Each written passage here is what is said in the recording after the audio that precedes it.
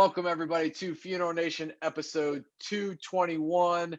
That is Jeff, the funeral commander Harbison. I am Ryan Thogmartin, and this is the funeral profession's only weekly news web show.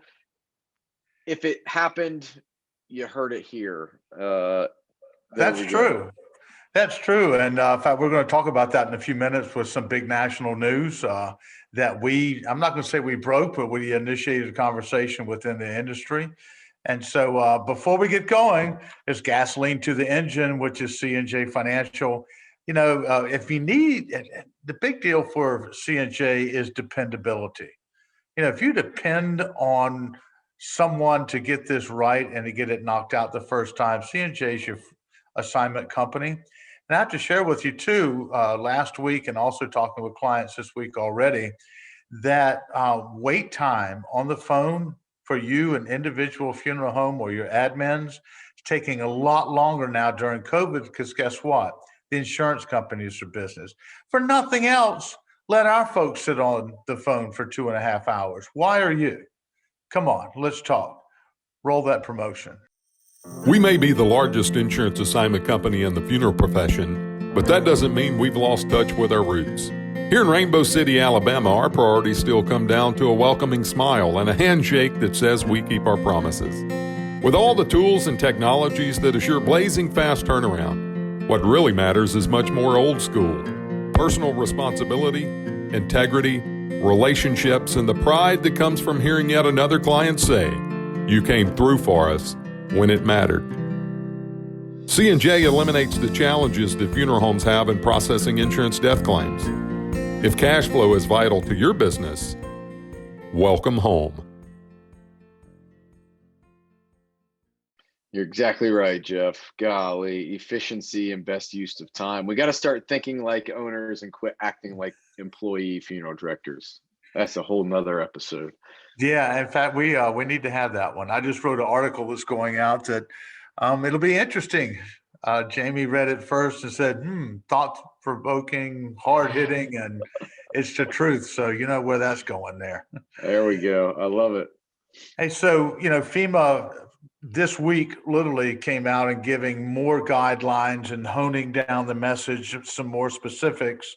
It's interesting again, and we had Leslie on with us, Leslie Witter, a few weeks ago from NFDA, who that was about 3 weeks ago, said it's not really together yet. So I think because of Funeral Nation and the questions we asked, they finally in Washington like, hey, wait a minute. These guys are on to us. We need to get it knocked out. Yeah, exactly. And so that guidance came out, and it's good that there's finally official guidance on it, right? And what are we calling this? It's the Coronavirus Response and Relief Supplemental Appropriations Act. So NFDA, we're going to have Leslie on again to kind of break this down. But in their recent issue of the NFDA Bulletin, they have some guidance on it. Most notably, FEMA shared that the maximum financial assistance that a family could get is $9,000 per funeral. So, I know that there were other numbers out there that were not official. So the max is going to be $9,000. And that's going to be, we discussed this with Leslie, to our knowledge, that's going direct to the family, not to the funeral home. So if you didn't get paid, well, that's your fault, and you need to talk to Jeff. Yeah, you probably don't want to talk to me because, that was months ago, 2020, but I'll leave that alone.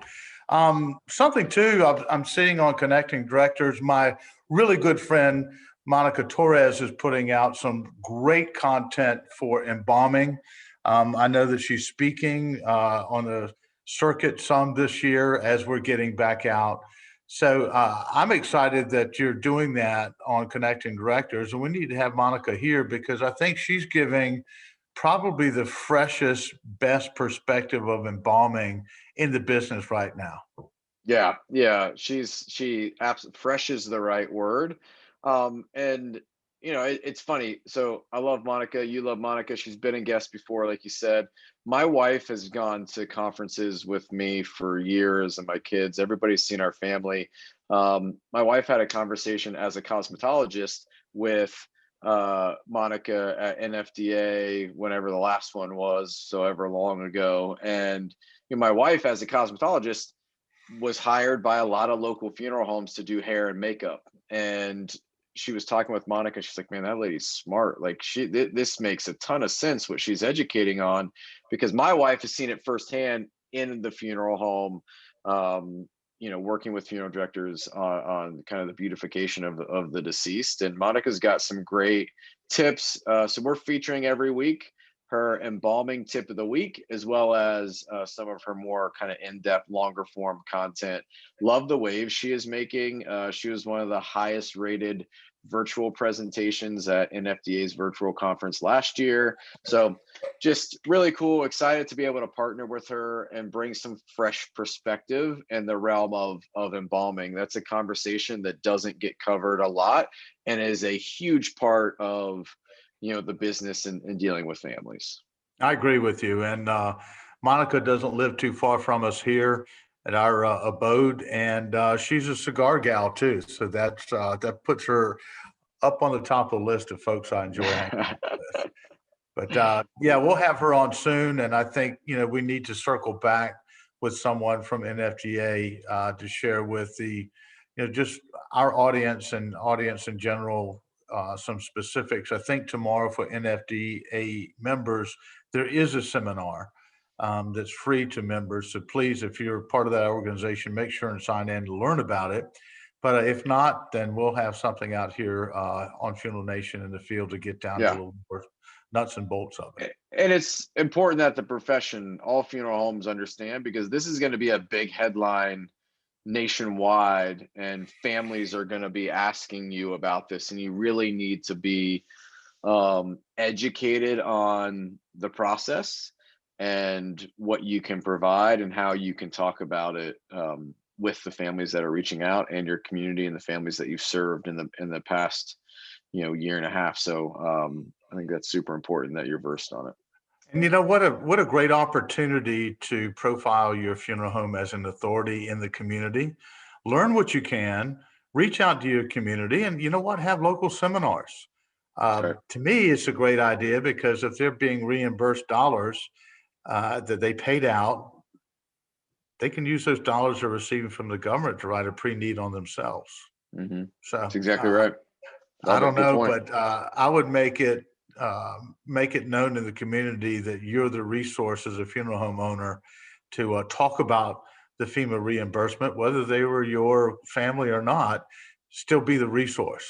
Okay. Daggone it, Jeff. Here you go. You're acting like an owner again and thinking like an owner. You're not allowed to do that. I know. It's just innate in here to me that let's think about the bigger picture rather than the smaller one. But anyway, we've got great weather for the weekend out here in Phoenix, Scottsdale. My nephew's coming to town to hang out with me. I'm excited about that. So some point over the weekend, I'm sure you'll get a text from me. Hey, dude, did you get to play golf or something like that, right? That's right. That's right. Looking forward to it. So, all right. Appreciate you, Commander. Until next time, y'all have a great effing week. Out here.